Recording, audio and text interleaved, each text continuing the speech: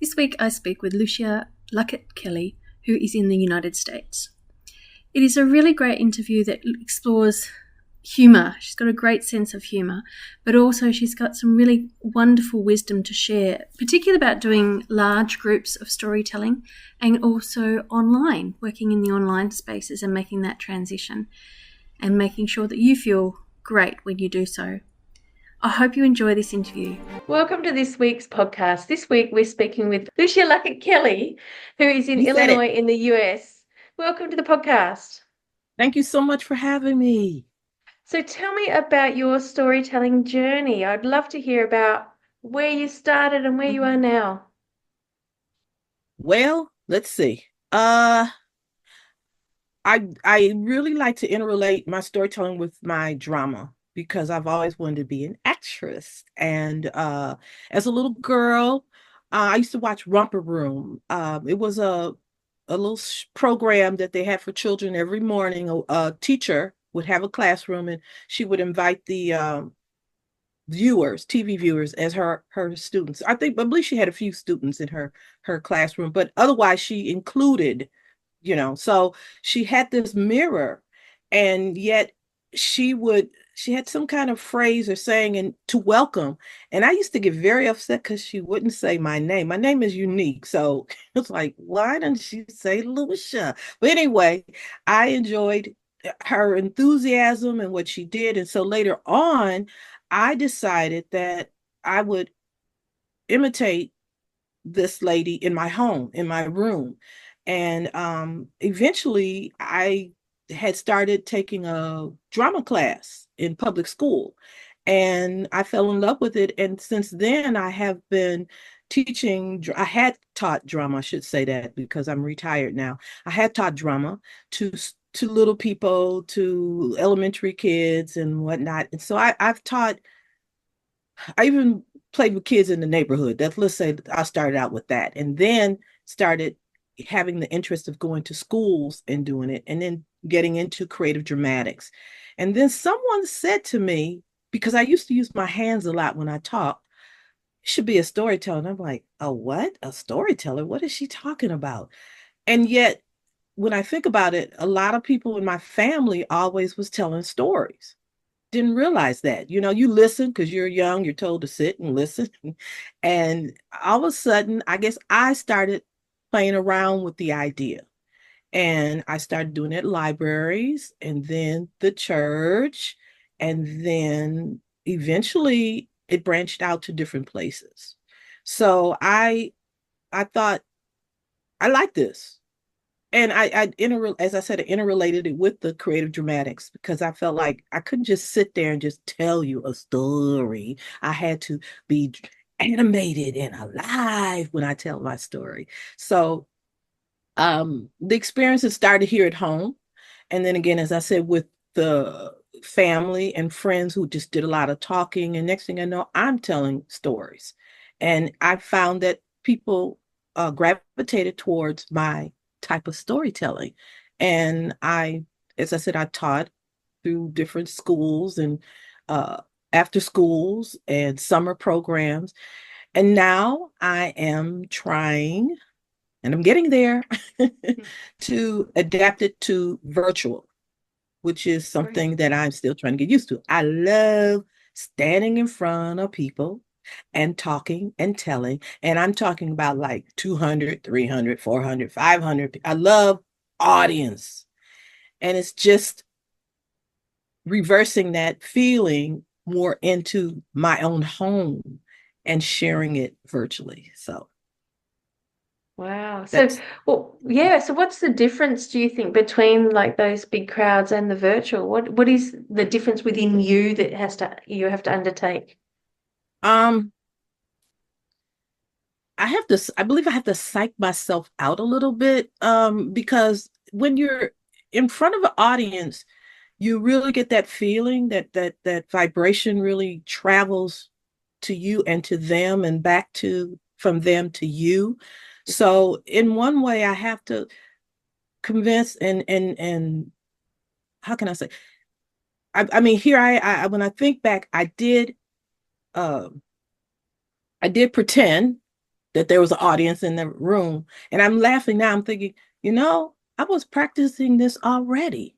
So why why is it so frustrating for me to to do this? And I'm realizing so now I'm trying to develop a unique energy that will resonate from my heart to that audience that's viewing me.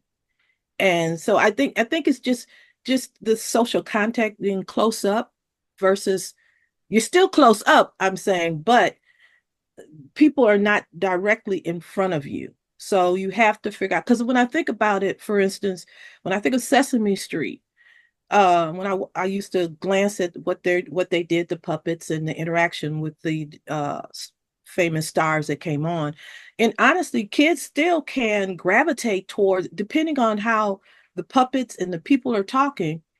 Children still can, So I realized, I said, that's the same thing. I just have to become more comfortable and just relax and just be myself, and then it's gonna reach out to those people who are watching me, who's listening, who's observing, who has that interest of what I am preparing to tell them.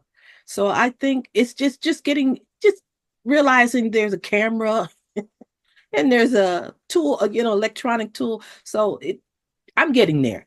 Well, it sounds, I mean, that is the world we live in, isn't it? COVID Yes, made that happen very, very quickly for a lot of storytellers. Was it yes. something that you decided to do during the COVID period, or was it something you'd already started? Well, when the COVID period started, it wasn't funny then, but it's funny now. I was getting ready to do two assemblies. I had the contract, everything filled out, and I was ready. And someone said, "You're not going to be able to do it." And I said, "What are you talking about?" They said, "You're not going to be able to do it." I said, "Why?" They said, "Because of the COVID." I said, "COVID? What's COVID?" I don't, you know, I wasn't thinking that. I was ready to, I had bought my props and all kinds of, my ideas, worked on my ideas and rehearsed. And then I was a little disappointed, and then I was frustrated because I didn't know how exactly was I going to survive, because I was the type of person, as I said, that would go out and perform and interrelate with people in person. And then my theater organization that I had been involved with, Illinois Theater Association, at one time, a lot of my drama colleagues drew me into doing a program. We had a special webinar and they wanted me to tell stories. I'm like, me tell stories on. So eventually I got used to it. In the beginning, no. But I learned that, hey, I'm an artist. I'm a performing artist. I'm a storyteller. Can do this. I just have to work at it. So do you have some like techniques and things that you do when you're working in the virtual space? um, yes and no. Um, I you might say I surround myself with some artifacts that sort of make me comfortable. I have stuffed animals. I'm a stuffed animal fanatic. I've been like that for years. And I just started cleaning up and I could not believe how much I had collected. And I'm talking about dogs, cats, foxes. So I put these things around that give me more of that feeling of yeah, I can tell a story. Yes, I can do this. So I'm putting things around me to just make me comfortable, relax, you know. So That's a good tip though, really, because it's like they're your audience and then you're telling yes, the stuffed toys that you're yes, rather than a yes, wall or, a kitchen bench or something. Like I yes, like that yes, idea. I think that's a good idea. yes. So Yeah. and I wanted to tell you that at one time I did a variety of types of storytelling. Mm. I had the opportunity to tell it at a smorgasbord, a restaurant. That was a worse Wow. experience because the lady spelled my name wrong when she had a billboard. And then on top of it, people were there to eat. They didn't want to hear a story. They were just chomping away, and ignoring me. I've done it outside uh, since I live in Evanston, Illinois, even though people say we should say Chicago, but it's a suburb of Chicago. And there was a program called YEA, which is Young Artists, Young Evanston Artists.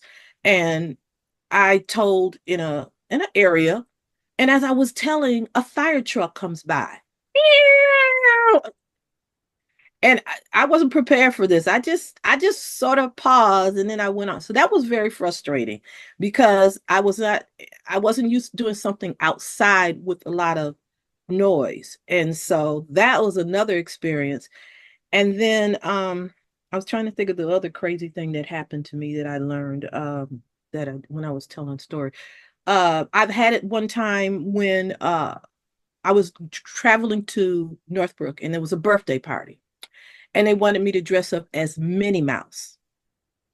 So I got this little outfit and did my nose and got these ears, and I was driving on the expressway, getting ready to go to this birthday party, and people were just staring at me. And of course, when I got there, I did the stories, but I wasn't comfortable being Minnie Mouse telling a story. Are you kidding? No, I didn't want to. And then another time, a lady wanted me to dress up as a mermaid and tell stories. And I said, no, I am not dressed looking like I can't think of that character right now for the Little Mermaid. Ariel. I was not going to dress up like Ariel, no. So I really made up my mind later on that I was going to tell stories from the heart. That's me. Not try to become some other kind. I mean, if I want to be a character, that's a different twist where I might put something on and then become that. But to be a cartoon type character, no, I didn't. I really didn't want to do that. And then birthday part. One lady one time wanted me to serve cake after I had told a story, and I was like, "Wait a minute, I'm a storyteller. Why would I be serving cake after I'm finished telling this?" So I had all these unusual incidents. Telling, I was willing to just do all kinds in the beginning. Now I'd rather do it more as a professional character. Oh, one more. I'm sorry. One more story. Keep going. Okay. Like I said, I was outside, but this time I was somewhere else where it was like winter time. Supposedly they had a heated tent and I had layers on. And I had a costume, when I say costume, an outfit that someone had made for me that I usually use sometimes as a storyteller. And Santa Claus was on the same day I was. I had a billboard with my name and everything. I was animated. I was excited. And as soon as they announced that Santa Claus was there, no one showed up for me. I was so disappointed. And then I realized you do not compete with Santa Claus. You never compete with Santa Claus because forget it. I could be the most famous person. It didn't matter because if Santa Claus was going to be there, that's who they were going to go to. The only person that showed up was one of my parents that I taught their two daughters, and he and his wife and the girls showed up. I was so upset I was crying when I was driving home. I really was. I was so hurt. But I learned you don't compete with Santa Claus. I don't care who you are. So that was an experience that when I hear that Santa Claus is going to be there, I was like, wait a minute. Am I going to be first? Or will Santa Claus leave and then I come in? Because I am never, ever going to try to be on the same day with Santa Claus. So that was really, and like I said, I cried and I was hurt. So I learned in and out through all these different experiences, I've had some people who only 5 people showed up versus 20 or 30. And that's another thing, getting used to when you really like an audience, getting used to just telling it to 5 people. I've learned a variety of things. I've been disappointed, but then I've chalked it up, as they say, chalked it up, or figured and say, okay, next time I'm going to do it this way. I'm going to do it that way. Or if there's 5 people, go for it, you know. So it's just interesting. And I want to, like I said, I would like to do more eventually, because I feel that, yes, I was talking to a librarian who said she feels that storytelling is sort of dying a little bit. People are not into as much as they should be. Why do you think that is? Well, most people might say it's your iPhone, your iPad, your, but I say it hasn't been reintroduced. I think each time when things change, we need to reintroduce it. We need to bring it. We need to. It's like enticing. It's like having appetizers. Try my appetizer. Do you like the way this cheese tastes? Do you like the way this? Try this apple one. It's delicious. I think we have to go back out. I mean, even though it seemed like it's not really dying, I think just some people are not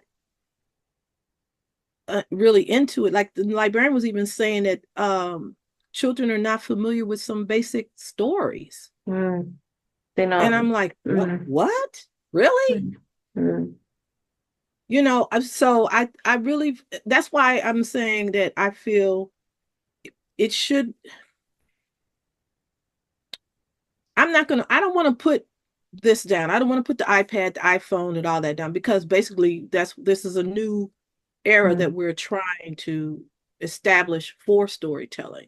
So I really feel that you have to find a way to convince other people, libraries, bookstores, even in the park.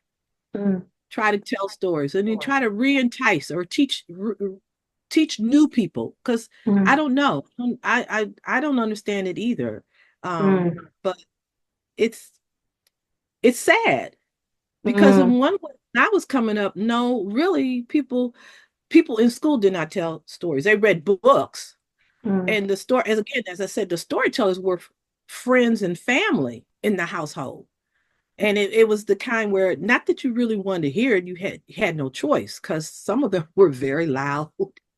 I mean, loud, So you knew when cousin so-and-so popped up, here comes the story, Whether sometimes it's the same old story that you heard over and over again, but it was a way of socializing with your family, and enjoying it and laughing and crying, at times it just got to you, and it brought up even your ancestors that you might not have known until they open your eyes and ears to, like, don't you remember Grandpa so and so? I had an uncle who recently, before he died, was naming all these people. And I'm like, Uncle Jack, what are you talking about? But he was sharing these people. And I was trying my best to remember. I was young. But again, it was something that, he was trying not to make me feel as if it was dying, because he wanted me to know. And I think that's what we need to do with kids, even if we're in competition with whatever's out there. It still is something important for people in general. I don't want to say kids, I say people in general as well. We need that warmth and that understanding of stories. I miss those people. A lot of those people now are gone. So I don't have that anymore, coming in and talking. And then a lot of people tell me I do a lot of talking. I had a friend I grew up with, she's like, you like to talk. Yes, I do. I can't help it. Of course I like to talk. Well, if you're not telling the stories, who's telling the story? Who else is telling the story? Yes. But now, you were saying to me, I do like, there is a story I like to share for a few minutes, if that's okay with you. Of course. Excuse me. It's by Virginia Hamilton. It's called Big Wolf and Little Daughter. And I start out with, once upon a time, there was a little girl that lived with her papa. Now, they lived in the woods, and Papa always warned her to never, ever to go into the woods. And being an obedient little girl, she said, So one day, Papa had to go take care of business into town, and he left little daughter all alone. And so this is like somewhere in the South, very warm. You might say 90 degrees, hot but warm. And she was a obedient little girl for sure. She loved to clean the house, wash the dishes, but she did all of that and she wasn't feeling too happy. So she thought maybe she could go outside and get some air. So she opened up her door and she stepped out. And all of a sudden, she saw the sun shining and the wind started blowing.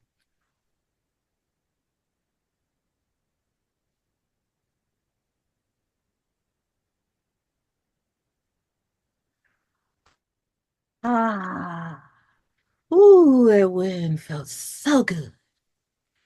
And then she had an idea. Why don't she go pick some flowers for her papa? But there weren't no flowers around where she was. But you see, she wasn't too far from the woods. And her papa told her, beware of going into the woods.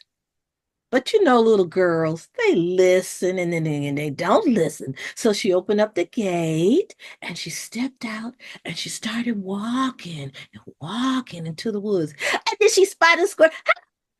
And she spotted this beautiful flower. She went over and she reached out, she plucked. It smelled so good. And she picked another one. So good. Oh! And when she looked up, she was startled. She saw this huge creature. Why, he had two pointed ears, a long nose, sharp teeth, and he said, such a pretty little girl. Why don't you sing that sweetest, goodest song for me? Now, little darling didn't realize it was a wolf. She just thought it was so strange first, and she loved to sing. So she would say, Trey blah, quackimo. She looked around and he was gone. So she just skipping around, la la la la la la la la. Woo! And there he was again. Such a pretty little girl. Why don't you sing that sweetest, goodest song again? Trey Black, Wakimo. Looked around again. Where was he? She didn't know where he went.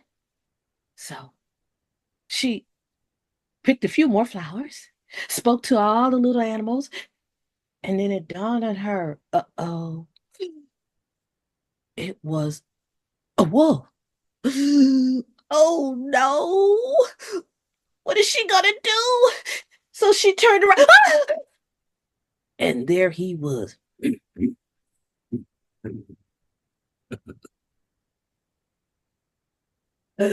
You such a pretty little girl. Oh, I love the way you sing. Sing it for me again. And this time, she was scared. So she put her hand over.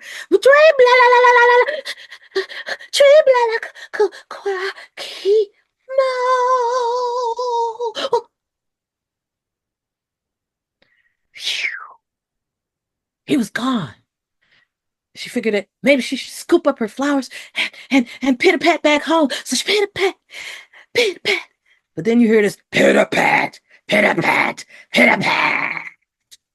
But every time she turned around, she didn't see him. So she figured she pitter-patted faster and faster and faster until finally she realized she was close to her home. But she figured that she should turn around the other way so that maybe she wouldn't run into the wolf. And so she finally got to her house with all the flowers in her hands and she was shaking and everything. And then she reached for the gate and she couldn't understand why this gate was so hard to open, but she kept looking the other way to make sure that the wolf wasn't going to come and get, and she finally opened. Boom.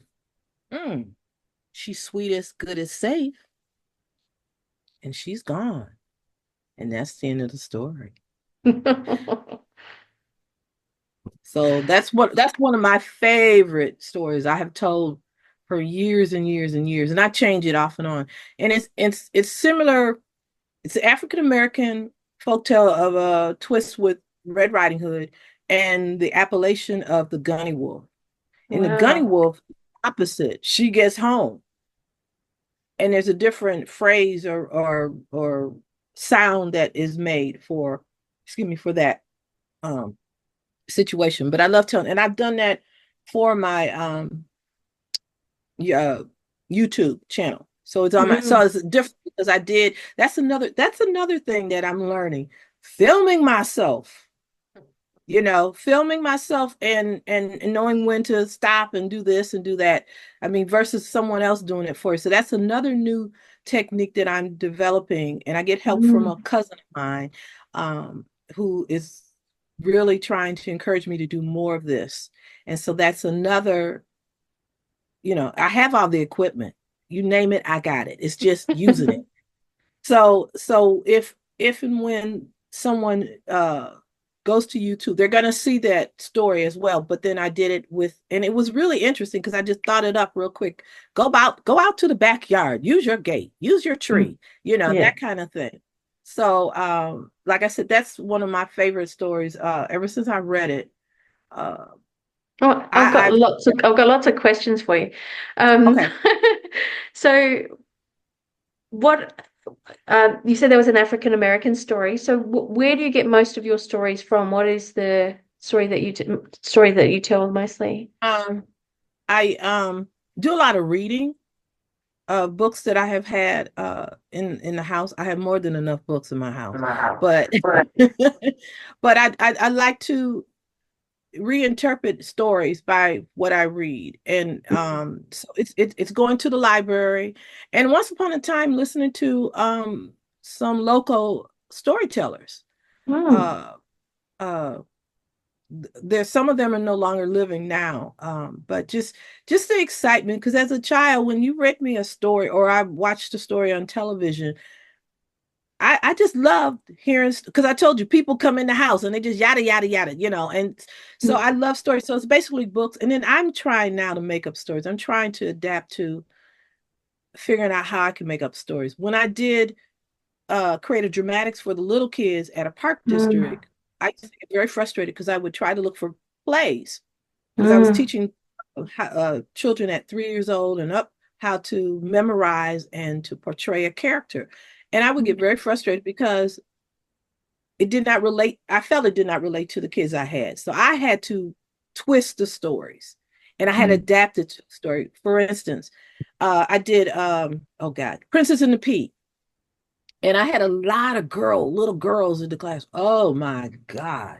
Oh, they all want to be a queen. Oh my goodness. So I had to mellow it out where they were the prince, when you cite them, you're going to be a princess. Oh, a prince. And then I let them become who they wanted to be and interrelated it into a play. So it's books and stories. I remember growing up, we grew up with cartoons, and now they're bringing these cartoons back. For instance, Rocky and Bullwinkle, Underdog, of course, Bugs Bunny. So so it's just reading books and just remembering some of the stories that were told. And now I'm trying to, like I said, add a twist to it, which is interesting. Yeah, and I love the fact that story was Red Riding. Like I knew it was Red Riding Hood straight away, and then there's the African American influence and Appalachian, just the combination of many cultures coming together. I just think that's just so beautiful to create something new, which is great. I really love that idea. So you said costuming and props earlier. Do you use puppets and things in your storytelling? Would you believe I have puppets? I have lots of puppets, but then I get carried away. It's like I'm in competition with this thing here. So I don't use puppets. I could, and I might, because I'm after, like I was telling you, I just started cleaning up, and I'm going, I can't believe I got all these puppets. So who's to say if and when I go somewhere, because I'm still determined eventually I'll get back out there and tell kids, besides doing it virtually, that I gotta use these puppets. I mean, I've got puppets this big, this small. I mean, and I'm like, oh my God. So not right now. Not right now. I'm not gonna say I'm not, but for right now, I feel I'm the puppet because I like to animate it. I just love portraying, Yeah. and putting on a little bit of costume. I don't want to overdo it because I want them to hear it and try to visualize and enjoy Mhm. what they're imagining. And that's the thing, the imagination. That's something that I don't know if I'm not sure. Like I said, I haven't been in schools because right now they're still not allowing us to perform in school due Mm. to the COVID situation and then not knowing who you are or whatever, it's just so I'm gonna use those puppets eventually. Yeah. I've got to. Yeah. I'm just thinking, like, is it challenging to work in schools um, at the moment, or and I think libraries it even? I think it is to a point. I'm finding that and I haven't reached out anymore because when I did, a lot of them weren't, you know, asking. And so that sort of gave me the impression they're not totally interested. Because when I look at what the libraries around here, I'm talking about around here, are doing, you don't see it. Well, the librarians do the storytelling. Mm. So they usually have other performers like magicians and of course people with animals, the live animals. That's something that when they can bring it there for the children to touch. So I'm not sure. I don't really want to talk negatively because I haven't really been out there, but I do miss that. So I'm hoping when I'm doing something like this, Mm. let's put it this way, that that will give them the attention to say, oh, she's interesting, or oh, I like to talk to her, Mm. or wonder if she could. And that's what I did at times. And sometimes people would call me up and ask me the most. I loved it when they challenged me with unusual uh themes or whatnot. That's what I love. I never could really always tell you what I'm gonna do. I'd rather you ask me. And then I'm like, let me figure this. Ooh, that's an idea. Yeah, I could do that. That kind of thing. So I really think I was even trying to talk to someone recently, I did a program called First Night of Evanston, and that's where it was the last date of December where it's getting ready to move into the new year. So they had gatherings where they had storytellers, you know, uh, present. And I was trying to tell somebody new who's doing programs for the downtown area that, we used to do this, but they weren't really interested in that. So it's like, okay, back to the drawing board. How else am I going to get the attention that I would like to get as a storyteller, and reach out to kids because kids still need it. They really do. Well, not just kids. I'm sorry. Let me scratch that. Not just kids, people. People Yeah. need to hear the stories. Yeah. Put down that book, put down that phone, contact, listening, Mm. imagine, you know. Mm.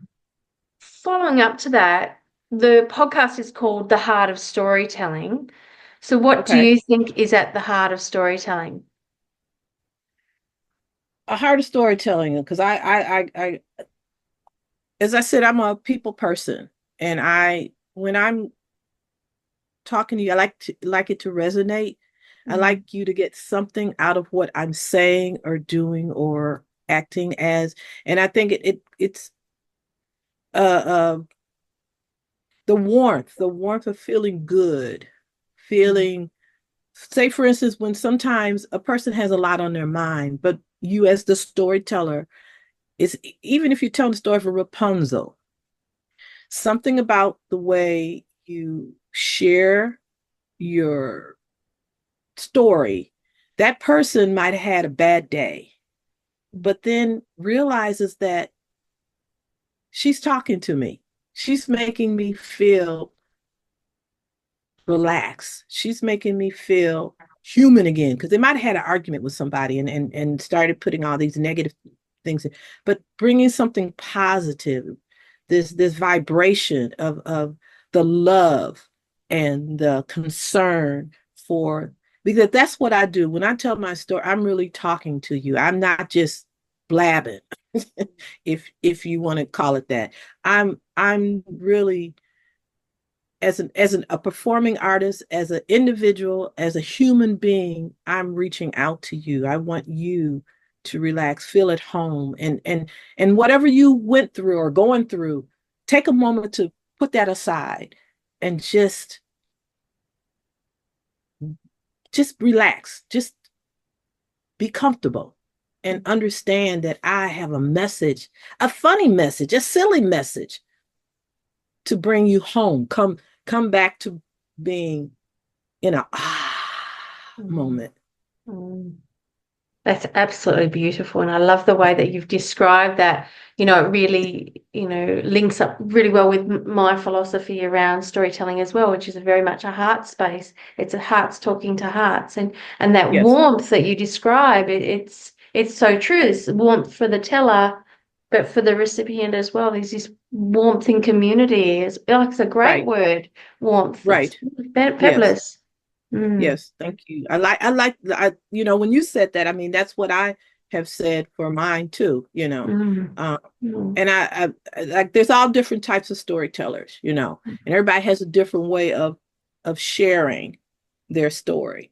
But I've always, if you look at my pictures, I'm just into it, I love my animation. I can't help it. I do. I'm not trying to sound egotistical. It's just me. And that's how it was when I taught drama. When people came into my classes, I want them to just relax. I mean, my portal, as I call it, my portal. And I've had students where we all have these frustrating days or times with no telling what goes on. So I always used to say, you have a bad attitude, talk to it and say, look here, I'm not into you right now. Just go out, just stay outside for a while. Okay. Don't bring the attitude in. And they would crack up. And then I said, if you still have it, then sit down over here. I wasn't reprimanding them. I just figured that they needed to relax. And as soon as they relax, then you can get in. Don't put the bad stuff into what we're trying to do here. And they would. Some of them would sit there, but then most of them realized they didn't want that. They didn't want to miss, because most of the drama classes were about 20 to 30 minutes, which is not a long time. Wow, that's short. Yeah. Yes, very short. And so most of them realized, I don't know, I don't want to miss that, So it's just, I like I said, I just want, it's like as if I'm inviting you into my home, and I want you to enjoy yourself. Because if I'm feeling bad, it's not fair to you. But then if it's not fair to me. So we're not going to have this. We're going to learn to look to have a good time, even if it's 5 minutes. That kind of thing. I mean, when I look back, that's what I encourage, and I still would encourage that if I had anybody to come home, come to my home. I have to clean it up first, though. It's messy, but love to. My mother was a professional caterer, so we used to have a lot of people here in this house where she entertained as well as did parties outside of the home. So that's the kind, and that's the way I was with my classrooms or areas. Yeah, wow. So it sounds like you've had quite an experience with storytelling. So do you have any really good highlights or moments where you just went, oh, that was really special moment? Yes. When I did some assemblies, when I entered this school, they never did anything with Dr. Martin Luther King. And so I was like bringing it up, and they're like, okay, so then you do it. So I would gather the material again, reading material, and then I um, asked a few faculty colleagues to help me to get involved. And this is where I would perform for, we had pre-K, kindergarten, pre-K, kindergarten, all the way up to eighth grade. But and at times it was, again, like I said, 200 people. I loved it. Where we would perform, we did, I worked with the music teacher, I worked with so and so teacher, and we put these things together. There was one incident where I was Rosa Parks.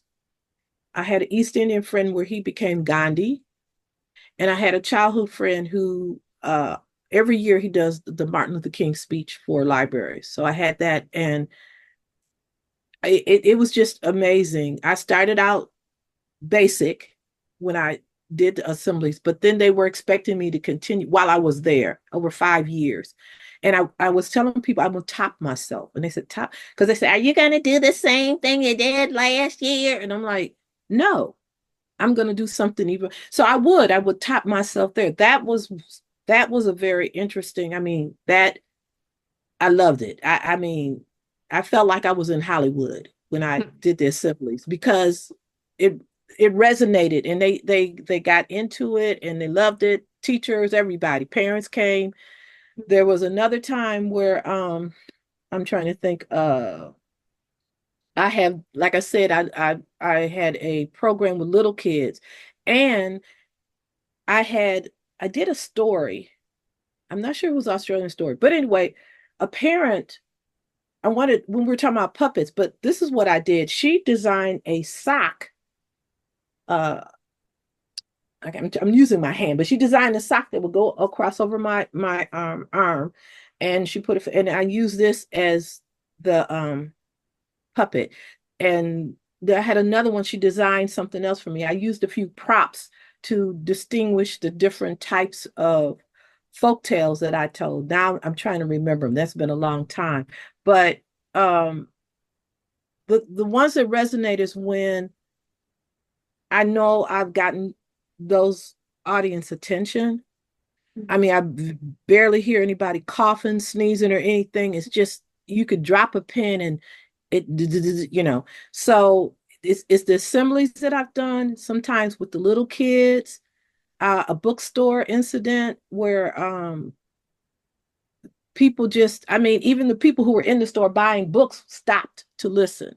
So those kind of things, when I think back, I really, really, really, really, really, really, really enjoyed doing, and just felt that felt that like, wow.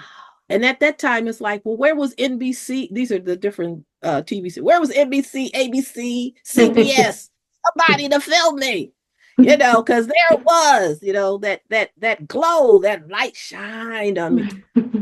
Just, I had a few people, and that was before I think people had the iPhones. Yeah. So I guess that's the thing, though. The story is that moment, isn't it? And yes, even when you watch it back, it's not quite the same as the moment itself. yes. Yeah, And sometimes absolutely. I cry inside because I do miss that. And then when I look back on the outline of what I'm like, did I do that? Oh my God. I'm amazed at myself. And I still feel young. I'm not that old, but I still feel young, and I feel like I could just get out there and still do some things. But where am I Great. going to do it? Yeah. So tell Or me when about am I these going to? the assemblies. Like, what sort of preparation did you do for the assemblies, and how did you engage so many people all at once? The preparation again was the reading material. When when you challenge me and allow me to do it my way, I'm very relaxed, and I start developing ideas. I really believe that the reason why people enjoyed doing it with me, because I got along with them. Mm. I when I walked in each day to to the school. This was a private school. Um, I greeted people. I was humble. I was sincere. You could see the integrity in me. So I I really believe that when I approached them, really nobody said no. When I think back, they really didn't say. I think there was some probably were mad at me that I didn't ask, but I could only do so much at so much time. So then I don't know, creatively, it just was in me that just set it out, figure it out, you know. And even when we involved the students afterward, I even wrote thank you notes to I mean, I'm talking about over 20 students because I just felt so appreciative of their involvement there and the teacher I mean, it was just so I think it has something to do with just being me as the individual and being real. Because if I wasn't, I don't think they would have. And plus, you know what? They told me they couldn't afford to bring anybody in. Okay, fine. Then I'll do it. You know how you normally have these schools have other people to come in and perform it, but they're telling we don't have the money. Really? Yet I worked very hard. I should have been paid. But then again, I didn't think like that. This is something that I wanted to do, that I love to do, and I did it. So it's challenging me, giving me the challenge. Oh, do you think you could do so and so? And then not trying to tell me what to do. I'm hard-headed. I'm very independent. I mean, when I say tell me, I mean tell me it had to be this, it had to be no, don't. Just let me because the creativity's in me. It's all around me. So let me do it my way. And then I sat down and when I went to others to get their opinion, there's like whatever you want, whatever you want. And that's how it happened. That's how it worked. And so now I'm like, could I do that again? Are there people out there that's willing to, because as an artist you don't, sometimes you just don't want too much pressure with people telling you. Just let it go, just give it to me, give me the bag, don't tell me what's in it, let me bring it in, let me okay, and then figure it out. Yeah, and That's have that me. creative control as well. Yeah, for Yes, sure. yes, because you So don't know what you're going to get. no, yeah, really don't. So do you have any advice for people, particularly in large groups or for the online space? Like what sort of advice for other tellers? Well, I'm going to tell you, it's a sort of a twist compared to what you're asking me.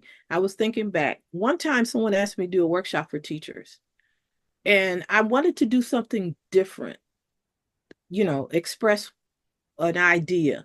So I decided to do it in reverse. What if you made errors? What if you made mistakes at doing your teaching? So I created, to try to tell them, don't worry. You as a teacher, they don't know. Well, nowadays it's hard because everything's online. But there was a way to be prepared that if you made errors, figure out a way to smooth it out so that you knew it was an error, but they didn't know it was an error. I think that we should, as performers, and I'm saying this to myself still, not to worry as much. You are who you are. If you make a mistake, so what? Keep going. Don't go, oh, I made a mistake. Oh, I mean, I remember hearing about that. Don't say you made a mistake, or just go with it. Just feel as if whatever you have in mind to present it the best way you can. Okay, because everybody is different. Not everybody's the same. We all are all artists, but we all have different ways of interweaving stories, telling stories, which and have an open mind. Instead of just saying, oh no, I'd rather tell it that way. Listen to what this other storyteller is saying. Listen to what, and then sometimes the interaction that the audience is sharing. Try to absorb and accept, even if it's, and I've learned this, it's not easy for me, even if it's negative, still take it in, because it's something that could teach you or prepare you for the next opportunity when you're involved with another story or a program or whatever. So I think as a performer, it's never the same. You think it's going to be, but it's never the same. And you're in a public environment that's on screen as well as in person. So you have to do your best to be prepared to hear and feel what is going on at that time. And I'm learning now that I really should, after the incidents, really should sit down and analyze it, just so that I can prepare myself for the next time out. I used to didn't do that. I just, okay, I'm done. But now I really try to think more about what went on, what was exciting, what was sad, why, and what could I do to get better. I think that has something to do with me getting older too. Before then I was young, like, I don't want to hear that. Now it's like, no, think about that. Because it's a lesson. We all have our lessons to be able to reach out there and talk to people. There's some great bits of advice there. I really appreciated it. So where can people find you if they want to find out more about you and your work? I have a YouTube channel called Phantasy Staircase Education. It's fantasy with a PH. And Instagram and Facebook. Great. Well, I'll put all those links in the description box, and people can find you if they want to learn more about your work or watch your YouTube channel. Well, thank you so much for joining me today. I really appreciate your time. Well, thank you so much. I appreciate you asking me. I'm like this now. I'm ready to fly. My energy is woo, woo. I even hadn't had breakfast yet. I'm like, hey. If you've enjoyed the podcast and would like to support me to continue the work that I'm doing, please head to buymeacoffee.com/Alyssa Curtain and make a donation or sign up for a subscription. This is a passion project, and as such, it is voluntary. So your donations make it easier for me to continue this work. Thank you for your support.